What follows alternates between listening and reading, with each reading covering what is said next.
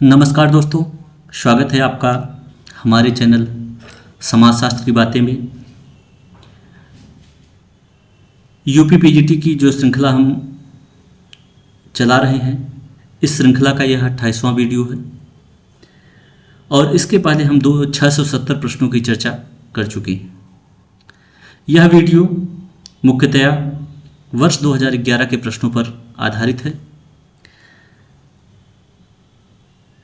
चलते हैं हम अपने प्रश्न पर और हमारा पहला प्रश्न है, पशुओं में समाज तो होता है पर खाली स्थान नहीं। यहाँ पे आपको बताना है कि पशुओं में समाज तो होता है लेकिन क्या नहीं होता। ऑप्शन है संस्कृति, संगठन, संस्था, समिति। यहाँ पे आपका राइट ऑप्शन हो जाएगा संस्कृति। अगला प्रश्न, स्वनिर्देशित समाज, परनिर्देशित समाज तथा परंपरा निर्देशित समाज की अवधारणा किसने दी है? ऑप्शन है David रिजमैन, सोवर्ग, Eli Chinoy, Hobhouse. Right option आपका हो जाएगा डेविड रिजमैन। अगला प्रश्न है,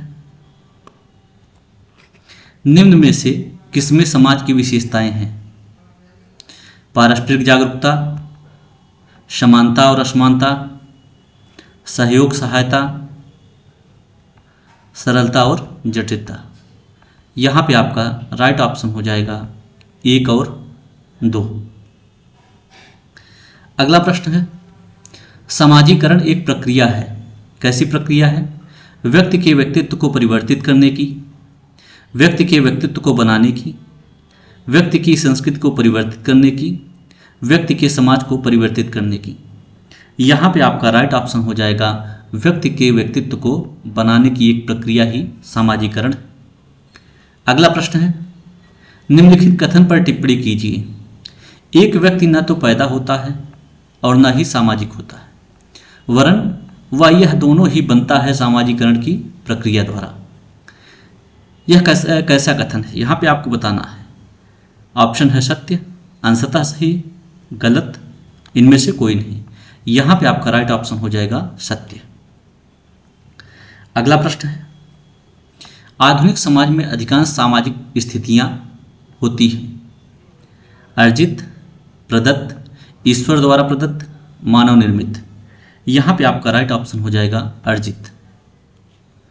अगला प्रश्न, समाज में प्रदत्त सामाजिक स्थिति किस आधार पर तय होती है? ऑप्शन है जन्म, शिक्षा, आमदनी, इनमें से कोई नहीं। यहां पे आपका राइट ऑप्शन हो जाएगा जन्म। अगला प्रश्न है, सामाजिक नियंत्रण का मुख्य लक्ष्य क्या है? ऑप्शन है कीमतों पर नियंत्रण, सामाजिक विकास तेज करना, आदर्श नियमों व सामाजिक मूल्यों का अनुपालन करवाना, सही समय पर चुनाव करवाना। यहाँ पे आपका राइट ऑप्शन हो जाएगा आदर्श नियमों व सामाजिक मूल्यों का अनुपालन करवाना। बढ़ते हैं अगले प्रश्न पर और प्रश्न है आपका, निम्न में से सामाजिक नियंत्रण का कौन सा साधन जनरीति है? ऑप्शन बहिर्विवाह, अंतर्विवाह, एक विवाह, नमस्ते करना। यहाँ पे आपका राइट ऑप्शन हो जाएगा नमस्ते करना। अगला प्रश्न है, सामाजिक नियंत्रण का सबसे महत्वपूर्ण अभिकरण कौन सा है? ऑप्शन स्कूल, नातेदारी, पड़ोस, परिवार। यहाँ पे आपका राइट ऑप्शन हो जाएगा परिवार, अर्थात परिवार ही सामाजिक नियंत्रण का सबसे महत्वपूर्ण अभिकरण है। अगला प्रश्न, निम्न में से कौन सामाजिक नियंत्रण लागू करता है? ऑप्शन है कानून, समाज, धर्म, उपर्युक्त सभी। यहाँ पे आपका राइट ऑप्शन हो जाएगा उपर्युक्त सभी, अर्थात सामाजिक नियंत्रण कानून द्वारा भी लागू होता है, समाज द्वारा भी लागू होता है और धर्म द्वारा भी लागू होता है। अगला प्रश्न है, सामाजिक नियंत्रण दृढ़ होता है। कहाँ पर दृढ़ होता है? एक रूपीय समुदायों में, छोटे समुदायों में, धर्म को महत्व देने वाले समुदायों में, उपर्युक्त सभी में। यहाँ पे आपका राइट ऑप्शन हो जाएगा उपर्युक्त सभी में सामाजिक नियंत्रण दृढ़ होता है। अगला प्रश्न है, सामाजिक परिवर्तन की दर तीव्रतर होती है कहाँ पर? छोटे समुदायों में, ग्रामीण समुदायों में, जनजातीय समाजों में, बृहत्तर नगरों में। यहाँ पे आपका राइट ऑप्शन हो जाएगा छोटे समुदायों में। अगला प्रश्न है, सामाजिक परिवर्तन में बाधा पहुंचाने वाले कारक कौन से होते हैं? निरक्षरता, रूढ़िवादिता, निहित स्वार्थ, उपर्युक्त सभी। यहाँ पे आपका राइट ऑप्शन हो जाएगा उपर्युक्त सभी, अर्थात निरक्षरता से भी सामाजिक परिवर्तन में बाधा पहुंचती है, रूढ़िवादिता से भी और निहित स्वार्थ से भी। अगला प्रश्न है, निम्न में से कौन सा विचारक सांस्कृतिक विलंबना के सिद्धांत के लिए जाना जाता है?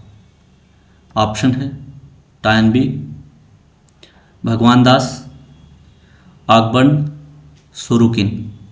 राइट ऑप्शन यहाँ पे आपका हो जाएगा ऑकबर्न। सांस्कृतिक विलंबना किससे संबंधित है? ऑकबर्न से। अगला प्रश्न है, समाज में किस स्थिति को सांस्कृतिक विलंबना कहा जाता है?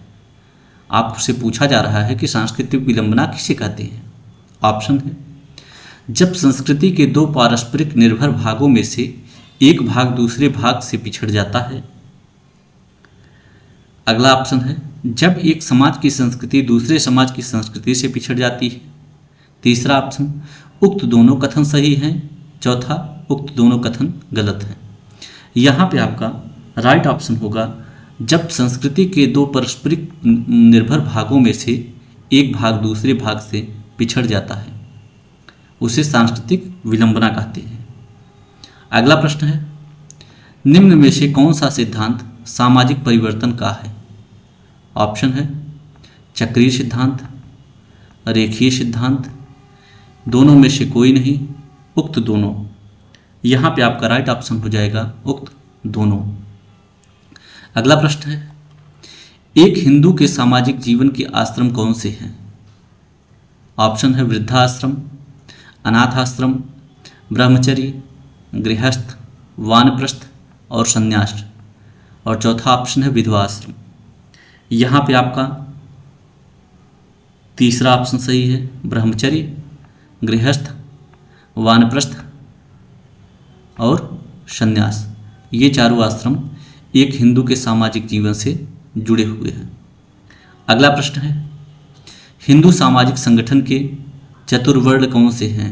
चतुर्वर्ण की चर्चा की गई है, जिसमें ब्राह्मण, क्षत्रिय, वैश्य, शूद्र, मुस्लिम, ईसाई, पारसी, सिख, गोंड, भील, मुंडा, ओराव, पंजाबी, बंगाली, मद्रासी।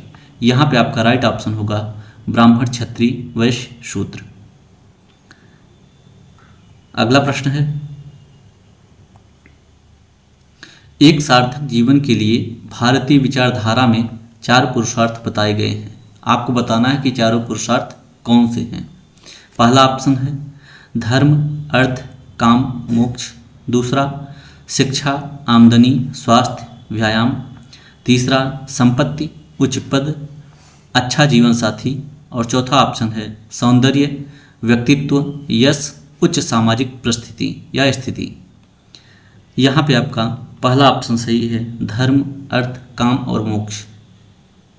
अगला प्रश्न है, भारतीय सामाजिक दर्शन के अनुसार कितने संस्कार बताए गए हैं? ऑप्शन है 16, 20, 8, 4।